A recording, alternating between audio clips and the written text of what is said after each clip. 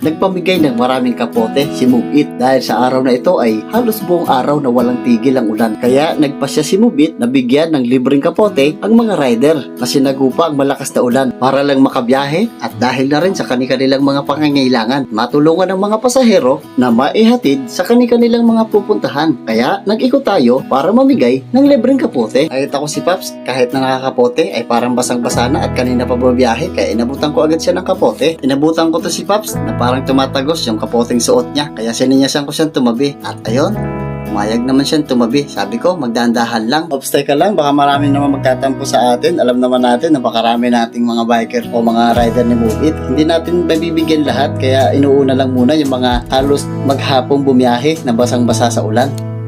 Ma'am, pasensya na naman. Bigyan ko lang yung kasama namin doon. Pag pinapara nga pala namin yung mga kapwa natin mga biker, ay humihingi kami ng paumanhin o pasensya sa mga pasahero nila. Pero